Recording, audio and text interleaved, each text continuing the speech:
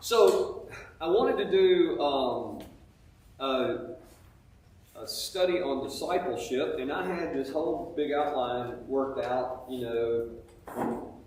prayer and Bible reading and, blah, blah, blah, which is a normal kind of thing. Then I thought maybe it would be better if we took a look at discipleship from a completely different angle and used the parables of Jesus to teach the lessons of discipleship.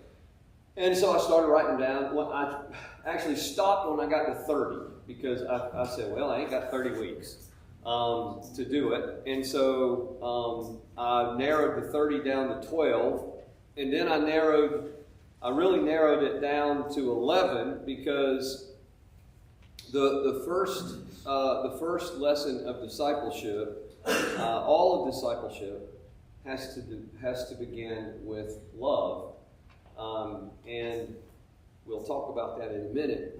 And it's fascinating to me that the vice president on the news this past week created a tempest in a teapot, apparently because he corrected a journalist, which Mickey Mouse couldn't correct a journalist these days, but corrected a journalist who was trying to teach him a lesson about his own Christianity and tell him he had a wrong idea of what it meant to prioritize love. And actually, J.D. Vance is a smart man and a devout Christian, and he turned the tables on this person and started talking about something called the Ordo Amoris. And what fascinated me was not that, well, number one, that he talked about it, and then number two, that it seemed like such a surprise to almost everybody in the country.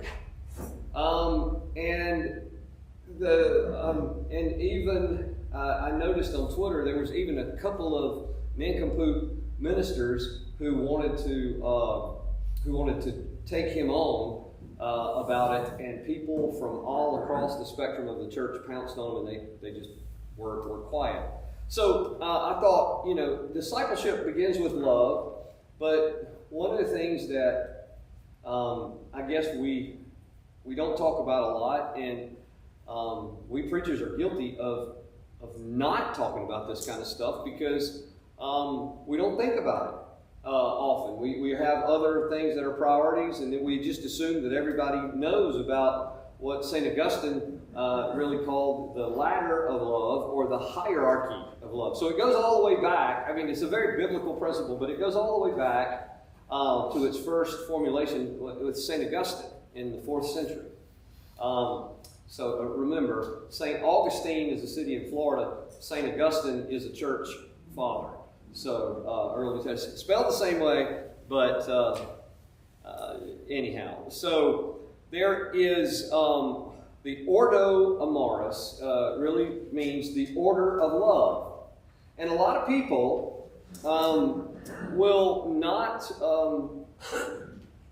know it biblically, but they'll know this instinctively. Now, I'm going to do the best I can do to get this done in 50 minutes.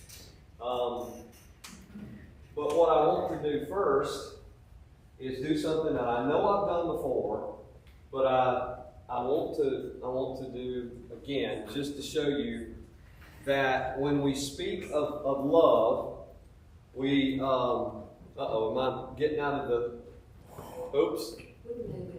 Okay. I can't remember the camera.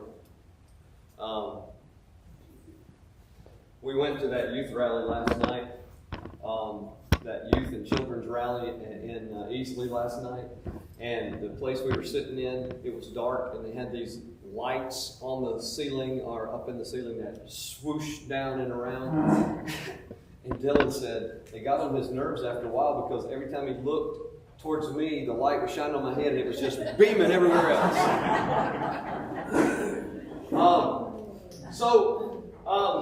here's one of the problems about love. So we have, let me look. We have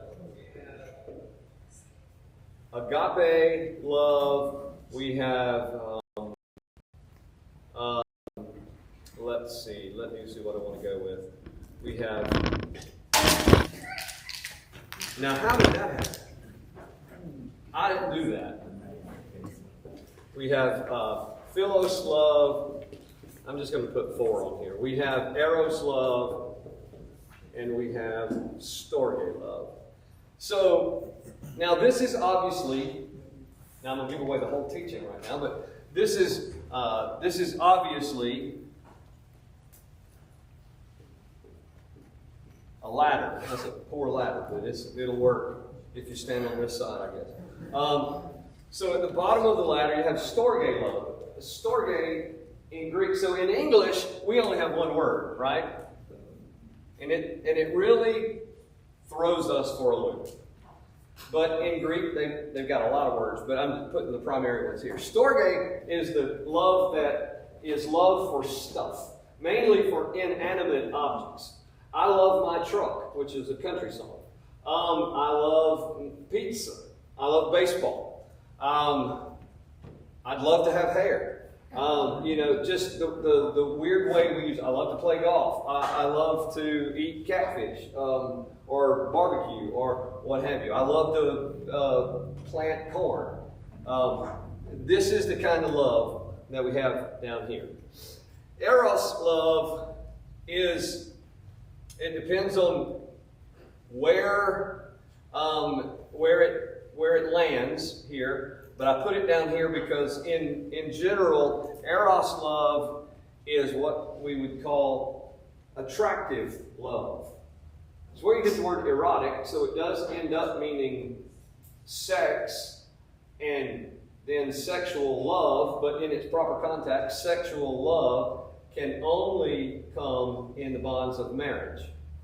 So there's that. But Eros love is the love that, and the reason I put it a little bit further down is because it's a love that a kid can have, a teenager can have for a girlfriend or a boyfriend or something like that. Now we have a cutesy little term for it. We call it puppy love.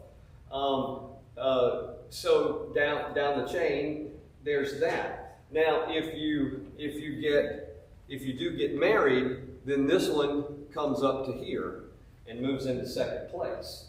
But for now, second place is Philos love, where we get the word Philadelphia. Delphos means city, and Philos means what? What's Philadelphia? The city of what? Brotherly love. So Philos literally means brother, but it's familial love. It's love for family. So what I said, this goes here if it's a marriage, because the spouse comes before the rest of the family in this regard. But otherwise, if you don't have a spouse, the family comes. And then agape is the kind of love that is the highest form of love. It's the love of total devotion and total commitment and totally unrestricted. And all of that love, unconditional love, unbounded love. So it's the kind of love that God has for us, but by extension, this is what the Bible says is the kind of love we should have for God. So we start there with that, so you understand that. So now let's look at some of these things, because it does not, the order of affection or the order of love, the hierarchy of love for Christians according to Augustine and Scripture, doesn't work itself out as necessarily in that. There's actually 5 categories rather than 4, and I'll show them to you beginning right now. But we will move from top down. So the highest priority if you think about, J.D. Vance and anything he might have said, but the highest priority for love, the first and foremost, all-important love for the Christian is love for God. Matthew 22, 34 through 40. Let me just go to that, and I will read it to you. And we'll take if I can find Matthew, there it is. Matthew 22.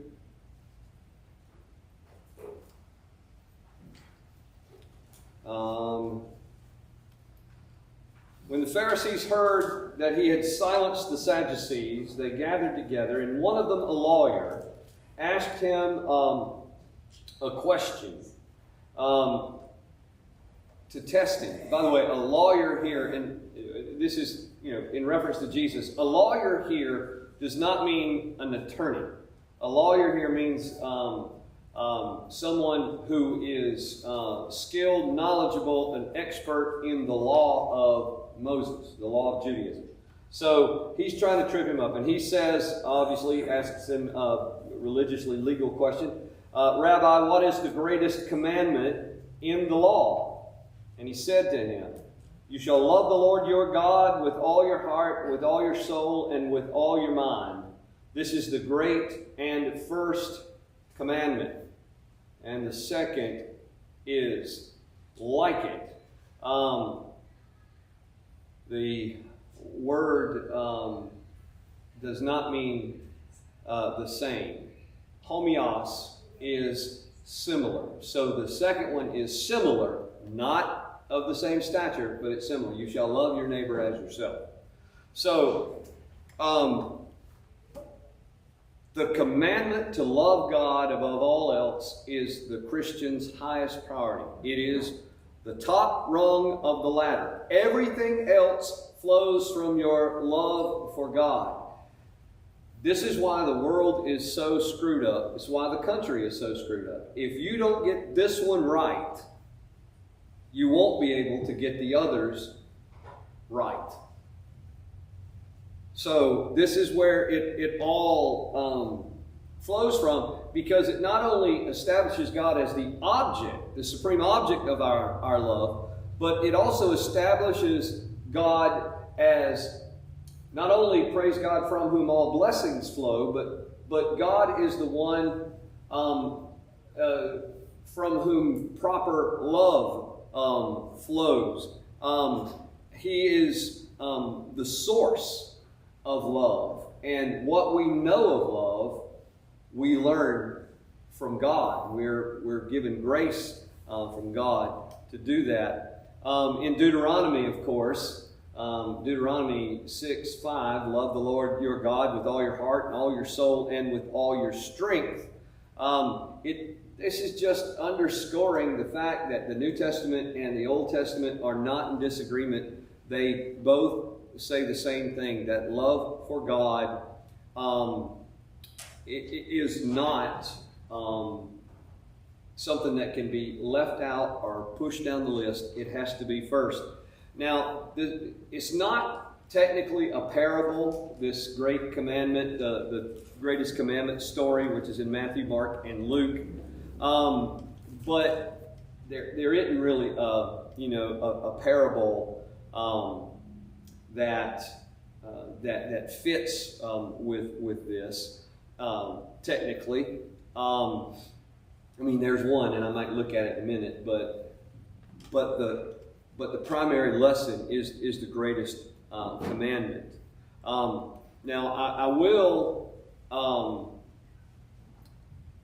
move over to Matthew chapter 10 for a minute, and this kind of goes through the back door to teach the same lesson, but it's not a direct teaching; it's more indirect. But we'll take a look at it, and again, not a parable.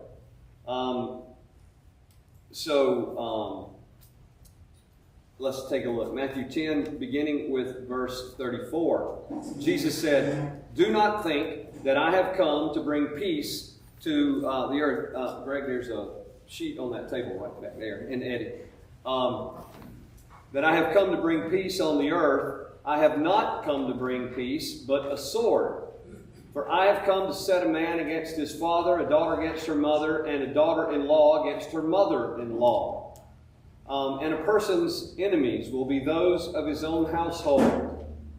Whoever loves father or mother more than me is not worthy of me. And whoever loves son or daughter more than me is not worthy of me. And whoever does not take his cross and follow me is not worthy of me, etc., etc.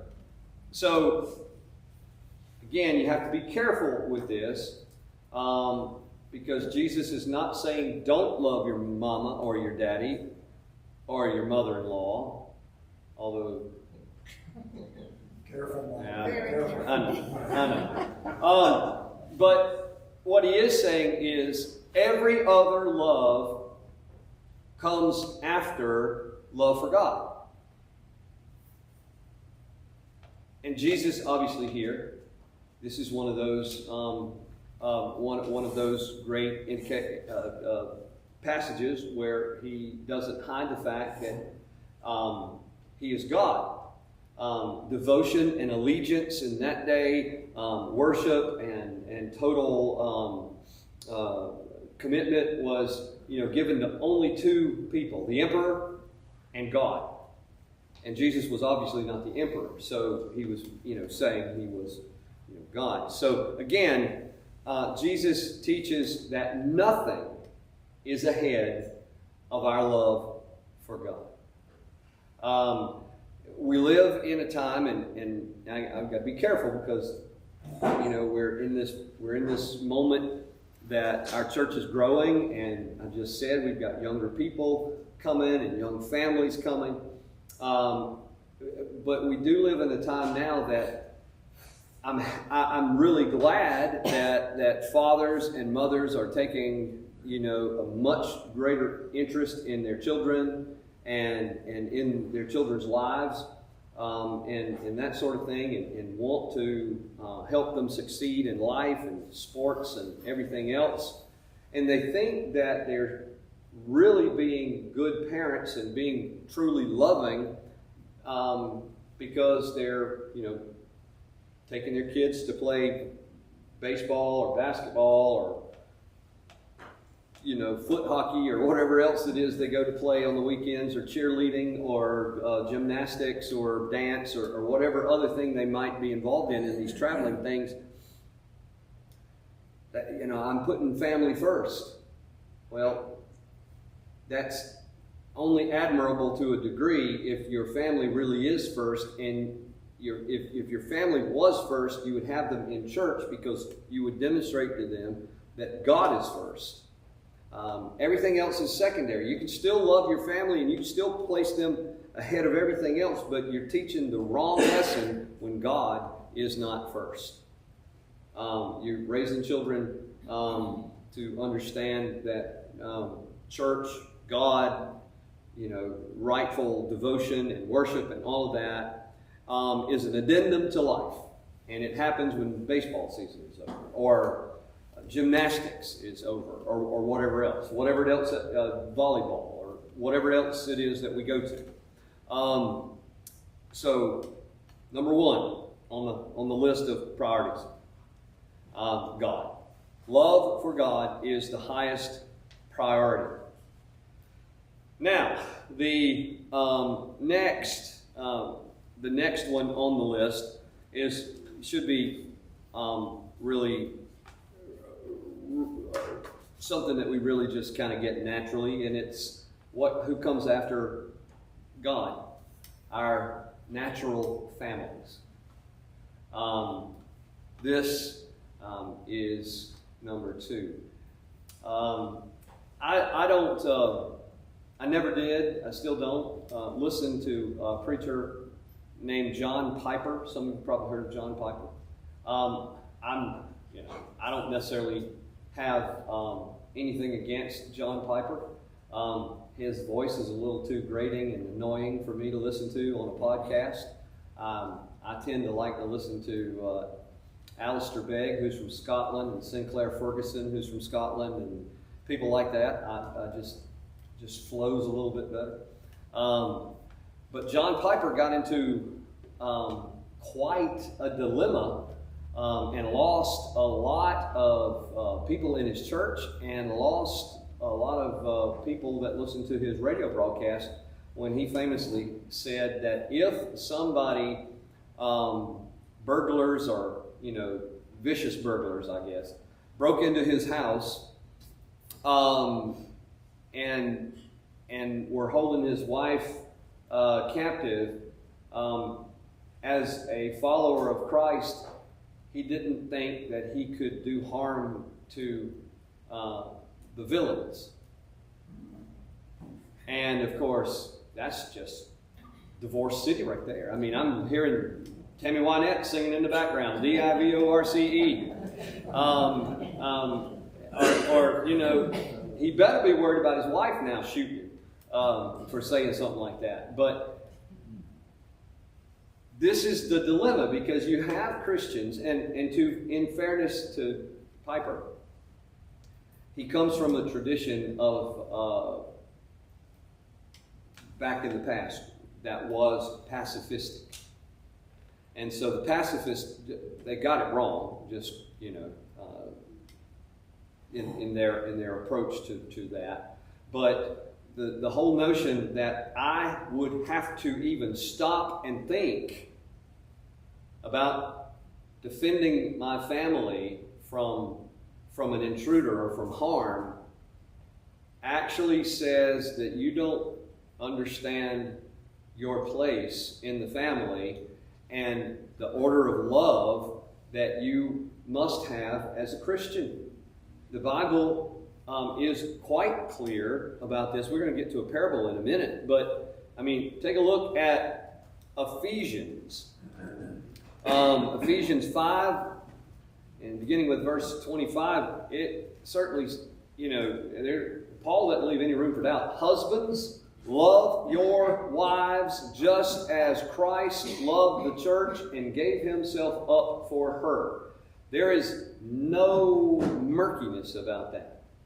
Husbands are to love their wives in the same way that Jesus loved the church, which meant that Jesus sacrificed his life so that his church might have life. In the same way, Paul goes on to say, husbands ought to love their wives as their own bodies. If you don't want yourself, to be in harm's way, you should certainly not want your spouse. This, by the way, this is not just, so it doesn't let women off the hook. Both should have the same kind of love. It's just, that's the point. Go to Exodus 20 and 12. Honor your father and mother so that you may live long in the land the Lord your God is giving you. I think I've said this before when we studied the Ten Commandments. This is the only commandment that comes with a blessing. Everything else is just straightforward.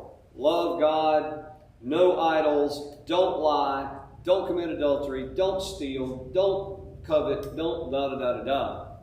Go to church. This one says, honor your father and mother so that you might live long. So there's a blessing that comes with it, but again, it states in the Ten Commandments, the law. And remember, Jesus didn't abolish the law, he completed the law. So this one is codified. That love and respect and all of that for parents is what we must have. Again, take the Ten Commandments. The first table of the Ten Commandments, the first several, have to do with our relationship with God, and then the last ones have to do with our relationship to everybody who ain't God. So, again, God is the priority. Everybody else, and even in the Ten Commandments, it kind of goes down the list, But the truth is still there. Love for family. 1 Timothy 5:8 takes it a step further. Anyone who does not provide for their relatives, especially for their own household, has denied the faith and is worse than an unbeliever. Now, I'm not, talking about driving the money mobile, to all your cousin's house and, tossing $100 bills out the window at them. But our obligation is in this regard. That kind of love is second, is number 2 in our lives. And we oftentimes get that so out of order. I mean,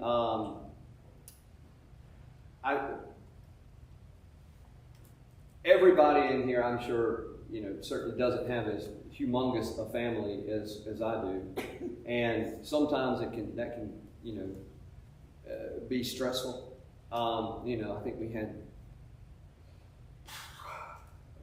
had 60 or 70 people for Thanksgiving, and they were all aunts, uncles, and cousins. And Anna Faith took the little boy, I shouldn't say little boy, her boyfriend with us for down for New Year's for our family. We get anytime there's a chance to eat, we will gather as a family and eat. And we took him down, and we were kind of preparing him to say, I don't know, what kind of stuff you have to, but this will be pretty small. It won't be the 60 or 70. We still had like 40, and he was like, small. This is, bigger than most, gatherings that people have. But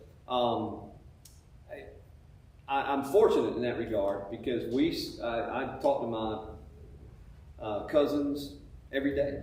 And we keep up with each other and who's sick and who needs what and all of that thing. So thankfully I was raised that way. We were all raised together, and that part comes naturally. But I think for a lot of people, particularly whose relatives are scattered all over the country and all over, maybe even all over the state, it's a little bit more difficult to do. But it's just a reminder that our second priority in love is to love our kinfolk.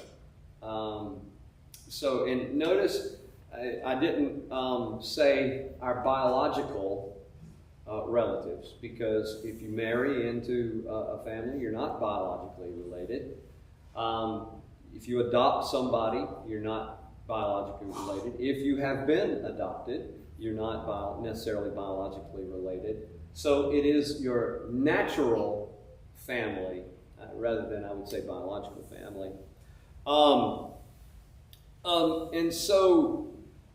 The parable that would maybe go along with that, and it's too long to read, but it's the parable of the prodigal son, which is found over in Luke chapter 15.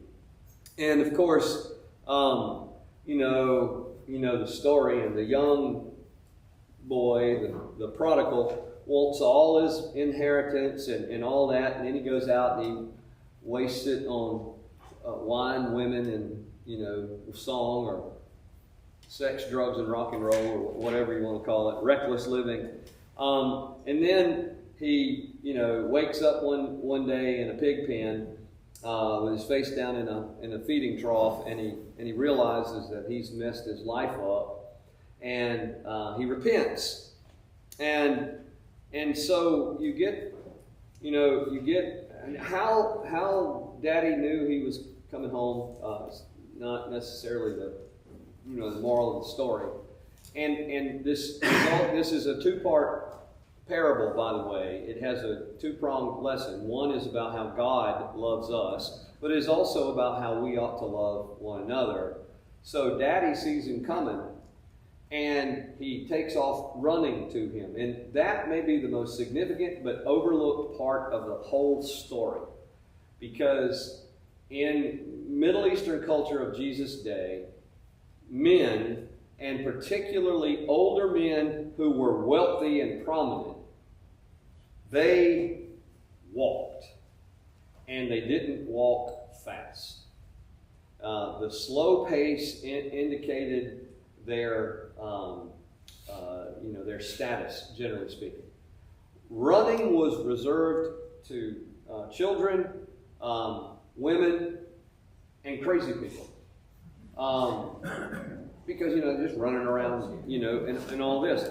So, men didn't run, but this indicated the kind of love that the Father had for the Son. Even though the Son had done everything he should not have done, he ran to his Son. He didn't care what people thought about him. He was going to take his Son back and restore him to his rightful place in the family. Now, I don't know if y'all have ever experienced this before, but I have experienced it in churches that I've served where people have actually disowned family members and put them out because of something they've done. Maybe they got arrested, or maybe they got caught with drugs, or this, that, or the other, did something really, really horrendous, and the family says, "You've shamed us," you see it in a lot of different cultures, and this kind of thing. But this is just the opposite. This teaches us that kind of thing has no place in Christianity.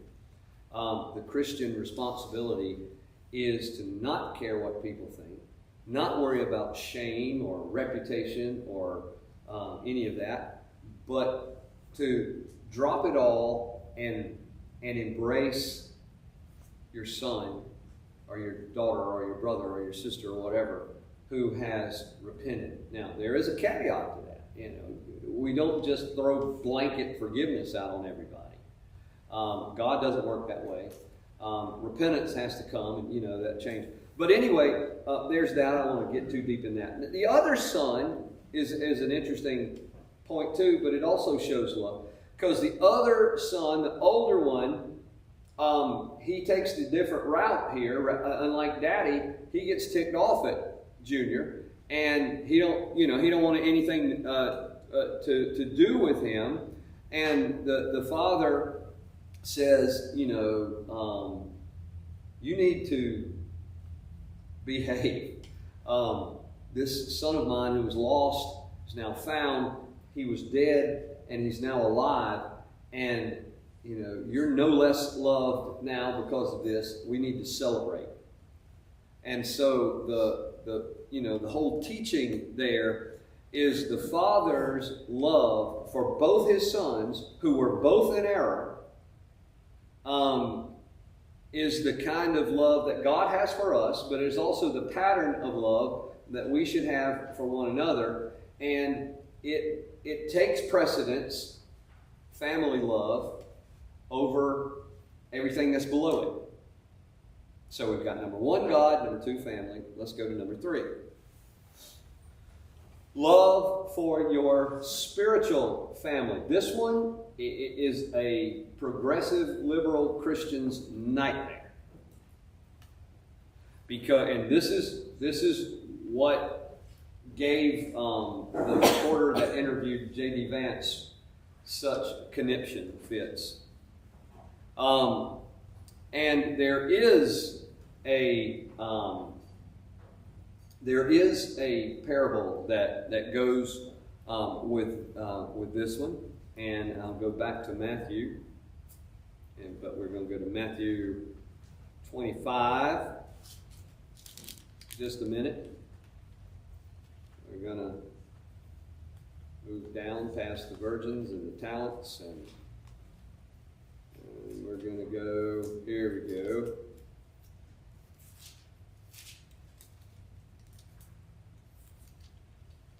Sheep and the goats. When the Son of Man comes in his glory and all the angels with him, then he will sit on his glorious throne. Before him will be gathered all the nations, and he will separate people one from another as a shepherd separates the sheep from the goats. And he will place the sheep on his right hand, but the goats on his left. Then the king will say to those on his right, "Come, you who are blessed of my Father. Inherit the kingdom prepared for you from the foundation of the world. For I was hungry, and you gave me food. I was thirsty, and you gave me drink. I was a stranger, and you welcomed me. I was naked, and you clothed me." Or if you're from South Israel, "I was naked, and you clothed me. I was sick, and you visited me. I was in prison, and you came to me." Then the righteous will answer him, saying, "Lord, when did we see you hungry?" Blah, blah, blah, blah, blah. And the king will answer, down in verse 40, "Truly I say to you, as you did it to one of these least of my brothers, you also did it to me." And then the reverse happens to the goats. They didn't do it to the least of the brothers. Now, like the person on TV the other night would argue that this is a passage in which Jesus refers to all people as his brothers. This is about the poor and about those in need and about the responsibility of Christians to tend to those in need. And they would argue theologically and biblically incorrectly that all people are brothers of Christ and children of God. Let me step back for a minute. In the first chapter of the Gospel of John, Jesus, the Word is made flesh and all of that. And John says he came to his own, and his own did not receive him. But to those who did receive him, to those who believed on his name, he gave the right to become the sons and daughters, or in some versions, the children of God. And then Paul goes on to explain what that means, and it's a term that we use in theology. When we are saved, we are adopted into God's family. So, in the broadest sense of the Genesis account of creation, God the Father is certainly creating with the other two persons of the Trinity. And in the broadest sense, God is the Father in the most elementary sense of every person on earth. But in the strictest sense, and in really the sense that matters, God is only the Father of those who have been adopted into the family of God through belief in the birth, life, death, and resurrection of Jesus Christ. And that is a biblical principle that is as old as the church. Baptists believe it, Methodists believe it, Presbyterians believe it, Roman Catholics believe it. It is what it is. It's the progressives, the liberals, the modernists, whatever you want to call them, who have altered that. So when Jesus is talking about his brothers here, or his brethren, he is speaking about those within the family of God by adoption. So the third priority, God, natural family, becomes your spiritual family. Paul says in Galatians 6:10, "As we have the opportunity, let us do good to all people." But then he qualifies that and says, especially to those who belong to the family of believers. They are first. In Romans 12:10, "Be devoted to one another in love, honor one another above yourselves." And then in John 13:34 and 35, Jesus says, "A new commandment I give to you, Who's he giving it to? He's giving it to, you remember, this is, when does this happen? This is happening on Maundy, Thursday. A new commandment, who's with him there? His disciples. A new commandment I give to you, love one another. As I have loved you, so you must love one another. By this, everyone will know that you are my disciples if you love one another. So again, Jesus is not saying in the strictest, in the broadest sense, he's not saying love everybody on the street in that regard. He's saying, I'm giving you a commandment to love one another. Love, your love. They will know you are a follower of mine, Jesus says, by the way you love who? Love one another. So, love for the household of faith, for the brothers and sisters in the church, fellow Christians. That love, again, is number 3, and it comes... it is only number 3 because God is first and our natural families are second. Then our church families. This is also, it also makes us take an extra look at how we do missions. Missions should have probably a two-pronged approach. A lot of times, it doesn't even have a one-pronged approach. A lot of times we do mission work because it makes us feel good. But there really isn't any biblical support for that. The biblical support for mission is love. But it works itself out in 2 different ways. On the one hand, it is love for all people, so much so that you don't want to see them suffer, but primarily that you don't want to see them die and go to hell without Jesus. So mission, on that regard, should have evangelism as its undergirding principle. On the other hand, mission work should have as its main principle the love that we have for fellow believers. So that, for instance, when we are, in fact, it's what drives what we did today with E210 and David's Table. It's what drives what we do with the children's home. It's what drives what we do with the Helping Hands, the men's group. It's what drives what we do with the gardens and with the Thanksgiving thing. Helping the widows and the retirees up at the campground. That kind of mission, that kind of outreach is centered on our love and our requirement to take care of members of the household of faith. We often forget about that. We often forget that our third priority in terms of who we love are these other peoples. And one of the things that has stood out to other people about us and what we've done and what we continue to do is that we don't have any the James Monroe Mission House, the CLC, the Backpack Blessings. You notice what we don't do? We don't say, we only give it to you if you're a Methodist. We're not even sure that we're Methodists anymore. But we don't put that restriction on it.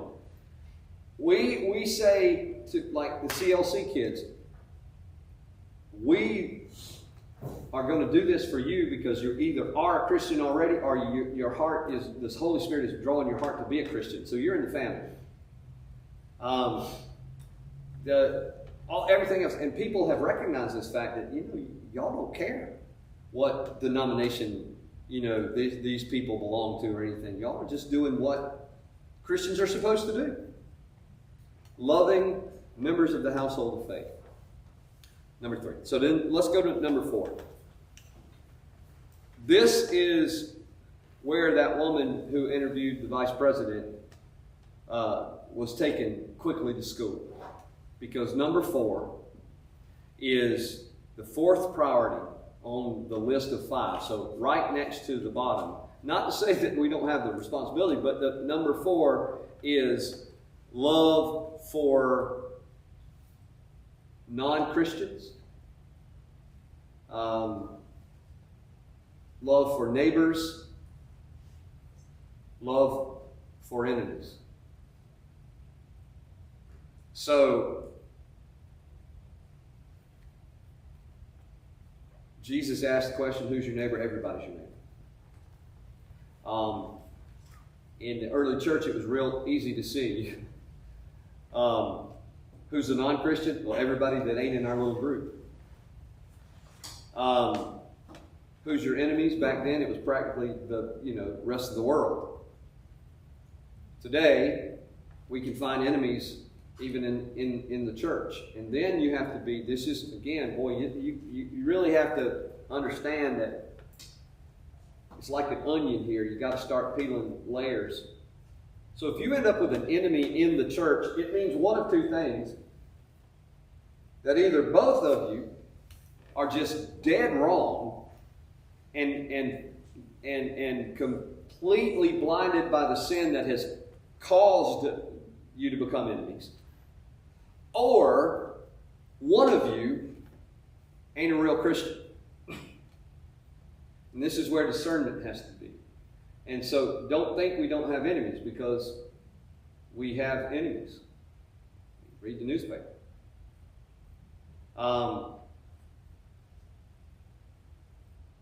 But we're still called to love them. Because our highest priority that stems from God loves us so much that He sent His Son to die for us so that we wouldn't be separated from Him forever. That's the nice way to say it. The blunter way to say it is that God sent Jesus to keep us from going to hell. So our love even for enemies. Now, remember, Paul said something in my eye. Paul didn't say I got something. Well, he did have eye problems, but I got some kind of thing that just floated in my eye and it's killing me. Completely lost my train of thought. What did I just say, y'all? Paul said what?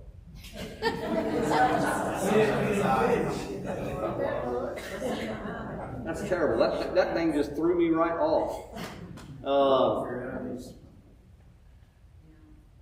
Gosh, I forgot what I was saying. Dadgummit. That's a terrible thing, because I was on a roll till that thing got in my eye. Man.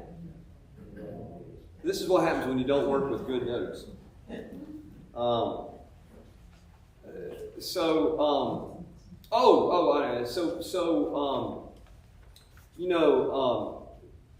When we I was talking about going to hell, that's right. Again, the primary focus of God's love in sending Jesus was that we wouldn't be separated from Him forever. And we should be motivated by the same love. That, we may not like this person. We may despise what they've done for us, or done to us. They may have hurt us greatly, done any number of evil things to them. But at the end of the day, we should love them enough not to want them to go to hell. This is also a motivation when I was talking about love a minute ago in terms of our mission for evangelism. That's what should drive us. It's what drove the great missionaries, of the last century, or really the 2 centuries ago, the 1800s.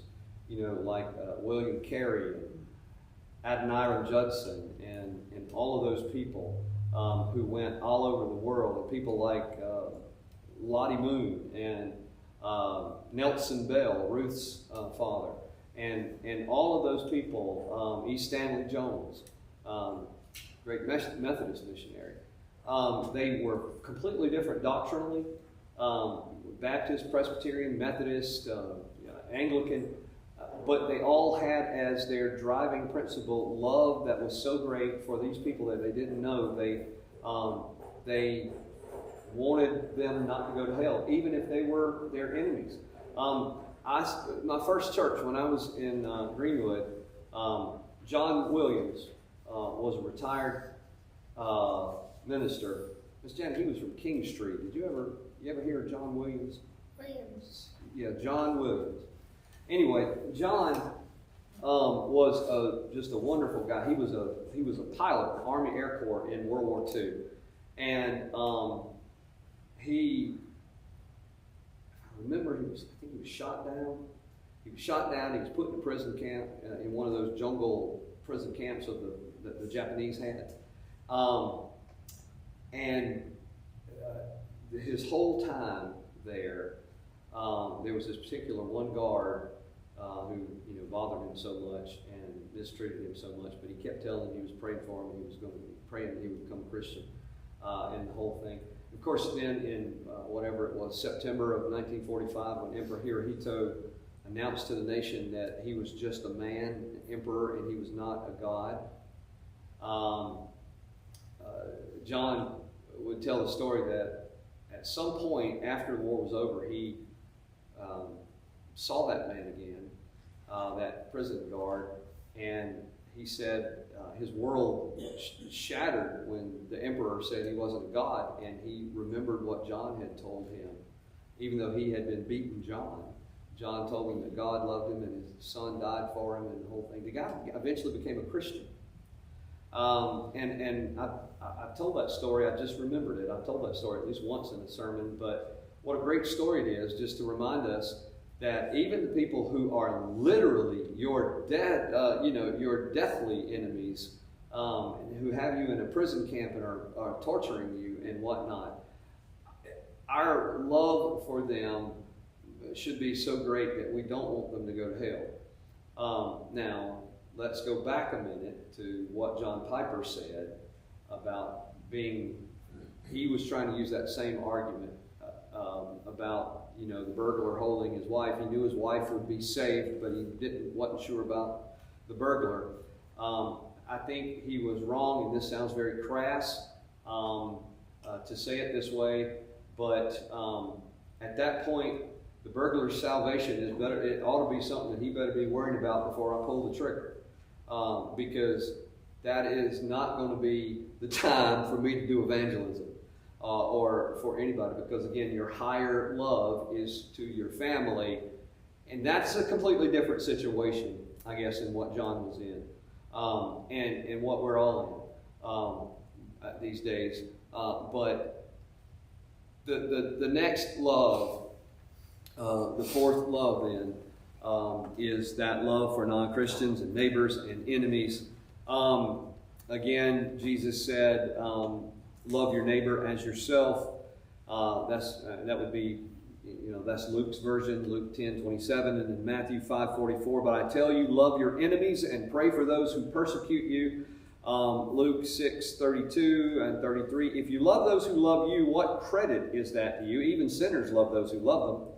And if you do good to those who are good to you, what credit is that to you? Even sinners do that. So Jesus is really challenging us to extend love to the unlovable. Some people are not easy to love, but it's also why they're not at the top of the list. Some people, if you've ever worked in any kind of homeless shelter or an addiction center or anything like that, or work, and particularly even with the homeless, you've got all of these kind of things, and they're just not easy people to be around sometimes.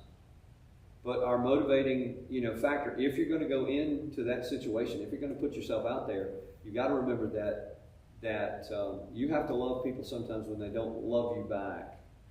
I need to quickly say this, going back to loving people in the church who are enemies. This is where I was going a while ago. This is where discernment comes in on our part. Jesus said, by their fruits you will know them. Don't be dragged into the argument that Jesus says we can't judge one another. What Jesus is talking about there is simply this. It doesn't belong to us to say, you're going to hell. I mean, we could say that. You're going to hell if you continue to believe this, if you don't if you don't give your life to Christ or something. But you just can't. It's not your job. You don't have the authority. You don't have the right to say, I'm sending you to hell or that. That belongs to God. But it is the Christian responsibility, and we do it every day, whether we disagree with it or not, and even if we don't think we do. We make moral, religious judgments every day. I'm not going to let my children around you. You're not going to listen to this music. You're not going to watch this on TV. You're not going to drink that. You're not going to go there. You're not going to put that thing in your nose. I don't care if every child in school has that thing stuck in their nose. You're not having one. You're not having your hair shaved like a skunk. You're not, whatever. We make moral judgments every day. And we're called to make moral judgments every day. There's also another principle that I've got to quickly hit on and don't have time to go into, but we also have to recognize that within the church, we've always known this is what we believe. Every denomination believes it, whether they articulate it well or not. But there is within the church two churches. There's the visible church and there's the invisible church. The visible church is everybody who claims to be a Christian. The invisible church is the smaller group within the larger number of people who actually are. It fits right in with everything Jesus said, not everyone who calls me Lord will inherit the kingdom of heaven, only those who do the will of my Father. In other words, you can say you're saved all day long, but unless you act like it, you're not. Jesus talks about hypocrites, people that are actors. And then, there's that broad road that a lot of people will go on.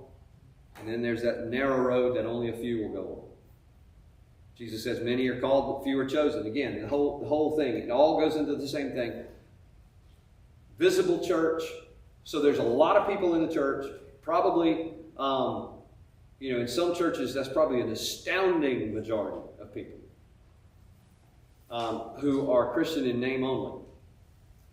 And then there's a smaller number of people who are Christian in reality. And so it's easy to see how you could be at odds with one another in that regard. So I just needed to tell you that. Incidentally, in my experience in 30-something years of ministry, I would have to say that right now in this church, I would reckon that we are probably, it's not for me to say, but I just don't see much evidence of anything other than the invisible church.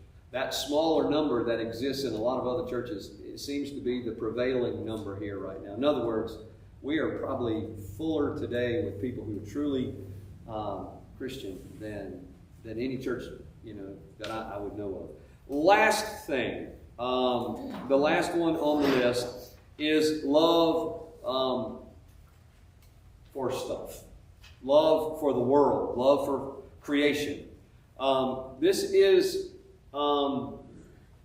in the ladder of love, in the order of our affections. The last thing on the list should be the esteem we hold for material things or the planet. I mean, I hunt. I don't hunt I don't hunt like I'd like to. I don't fish like I'd like to. I'm an outdoors. Let me just say this: I'm an outdoors person. I don't think we should just. My principle that I teach my girls is: if we kill it, we eat it. We're not killing an animal just unless it's running after me to eat me. We don't kill an animal just for the sake of killing it. If you're going to kill something, eat it. Don't throw your trash in the lake. There's a trash can for that. Don't pour sewage. I remember when I was a kid, and some of you who lived here remember, when the Reedy River bubbled as it went out of downtown Greenville. And I still won't eat a fish out of Lake Greenwood because a lot of them have 12 eyes. Because all that stuff still flows down into Lake Greenwood. I'll eat out of Hartwell and Clarks Hill and all that. But, if I need a flashlight or something to show the way, I'll grab a fish out of Lake Greenwood and just hold it up in the dark because they glow. Anyway, I'm kidding. But see, this is where our country had gotten out of order. What has been the highest love that has even affected government policy for the last, I don't know how many years, decade now? It's been that environmental stuff. God created the world and He made us stewards of it. He told us to take care of it. He didn't say ruin it. He said take care of it. So these people who are just willy-nilly destroying the planet, they're wrong too. We've got to keep the planet because it's got to feed us, and and all this kind of stuff. And it's for, what I'm saying. But the planet doesn't come first. Snail darters in a stream in middle California should not prevent the use of water for the people who live in California. If you got to choose, that little minnow has got to go. I want to keep all the animals. But, so who was it? I saw. Yes. Oh, it's time to go. Gotcha. I'll leave you with one of my favorite bumper stickers. If God didn't mean for us to eat animals, He wouldn't have made them tasty. But, so now you know there is an order, and it's a very biblical order of our affections. And so everything we do as Christian disciples from this point forward stems from that.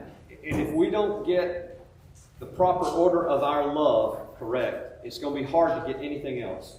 Maybe this is something that we probably should teach youth and children from start to finish. But after I explained it, doesn't it seem just natural to you? I think God made us instinctively to be able to understand the priorities of love in our life. And sometimes we get off track. But anyway, next week, whatever we'll be talking about, building on a solid foundation. And so I hope to see you then. I better go for my